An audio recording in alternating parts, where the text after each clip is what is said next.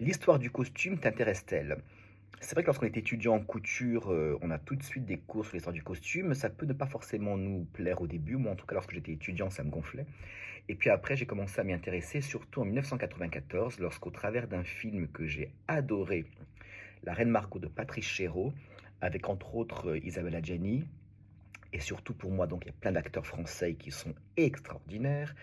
Pascal Grégory, Dominique Blanc, Daniel Auteuil, mais c'est Virnalisi avec son personnage qu'elle incarnait de la reine Catherine de Médicis que j'ai adoré. J'ai adoré Virnalisi, mais j'ai aussi adoré Catherine de Médicis. Donc à partir de ce moment-là, j'ai commencé à lire, à dévorer des livres sur l'histoire de France et du costume, hein, c'est un parallèle.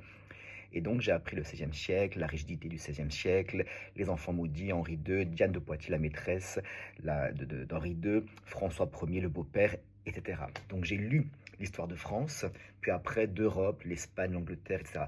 C'est très très très intéressant parce que c'est très enrichissant. Et encore une fois, on ne peut créer demain que parce qu'on sait ce qui s'est passé hier. On peut parfois s'inspirer d'hier pour créer un demain meilleur, plus fort, etc. Bref, que vous souhaitiez être créatif, technicien ou pourquoi pas dans l'histoire du costume, il faut savoir ce qui s'est passé parce que ce qui s'est passé est bluffant de technicité et d'invention.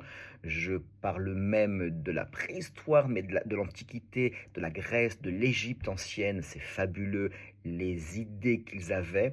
Et donc, jusqu'à aujourd'hui, oui, il faut s'intéresser à l'histoire du costume. Encore une fois, savoir ce qui s'est passé avant pour créer demain. Donc, à très bientôt.